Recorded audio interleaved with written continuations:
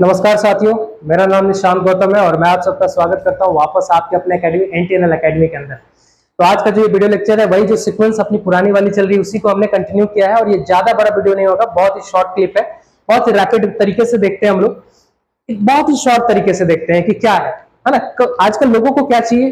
कम समय में ज्यादा ज्ञान। तो ये कम समय में ज्यादा ज्ञान वाली वीडियो है।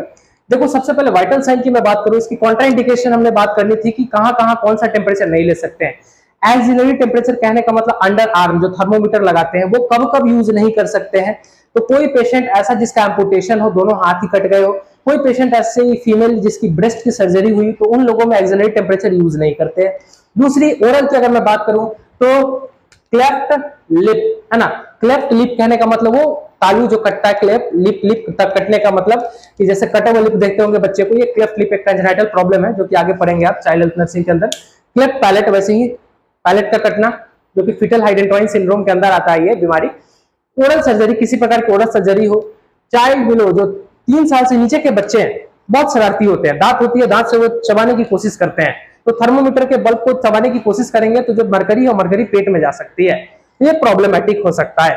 चलो, तो इन जगह पे हम लोग क्या करेंगे, इनको अवॉइड करेंगे। Next, rectal. रेक्टल में 3 साल से ऊपर के बच्चों को अवॉइड करेंगे क्योंकि प्राइवेसी कंसर्न है, ठीक है, प्राइवेसी इशू है। जैसे हेमोरॉइड्स, फिर आगे हेमोरॉइड्स हो गया, फिस्टुला, फिशर, ये सब जगह भी हम लोग क्या करते हैं, रेक्टल को अवॉइड करते हैं। आगे मैं बात करूं पायरेक्सिया की। पायरेक्सिया का पैटर्न क्या है फीवर का आने का? तो देखो, सबसे पहले ऑनसेट होता है। ऑनसेट कहने का ग्रेजुअल ऑनसेट, मतलब धीरे धीरे बढ़ेगा या अचानक से बढ़ सकता है फीवर। फास्टिजियम एक पीक लेवल पे जाएगा। देखो, जैसे मैं ग्राफ की अगर बात करूं तो यहां से फीवर मेरा स्टार्ट हुआ, ठीक है, अब एक पीक पे गया, फिर यहां से डिक्लाइन होगा, तो ये हमारा ऑनसेट हो गया और ये हमारी फास्टिजियम हो गई और ये डाउन हो रहा है, यानी डिक्लाइन डिफरेंस। और डिक्लाइन डिफरेंस के अंदर हमने 2 डाउन के तरीके बोली, एक क्राइसिस बोली और एक लाइसिस बोली। लाइसिस जो होता है वो जिग जैग मैनर में, लाइसिस कहने का मतलब ये ऐसे ऐसे ऐसे ऐसे ऐसे ऐसे करके फीवर डाउन होगा।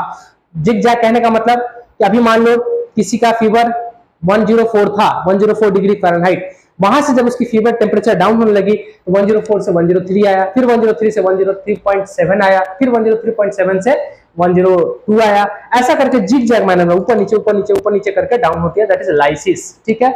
दूसरी क्राइसिस हमने बोली है 2 तरीके की, true crisis, false crisis. True crisis के अंदर पेशेंट की जो टेम्परेचर होती है वो डाउन हो जाती है, कंडीशन भी इंप्रूव हो जाती है। लेकिन फॉल्स क्राइसिस के अंदर पेशेंट की टेम्परेचर जो होगी वो डाउन हो जाएगी लेकिन कंडीशन इंप्रूव नहीं होती है।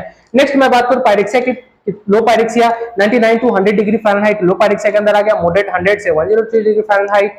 हाई पायरेक्सिया 105 डिग्री फ़ारेनहाइट और हाइपरथर्मिया 105 डिग्री फ़ारेनहाइट से ज्यादा, हाई ग्रेड फीवर भी बोल सकते हैं हम लोग इसको।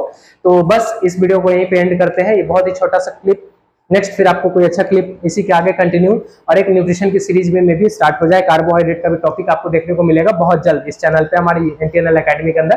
तो जुड़े रहें, ऐसे ही बने रहें। और बाकी जो सुमन सर की क्लास है वो ऑन शेड्यूल, जैसे शेड्यूल चल रही है क्लास उसी तरीके से सीक्वेंस में चलेगी। अभी मेरी क्लास ही आपको इधर उधर थोड़ा बहुत मिल सकती है, बाकी सुमन सर की क्लास एज यूजुअल रहेगी। तो ठीक है, तब तक के लिए थैंक यू सो मच, मिलते हैं, राम राम सबको।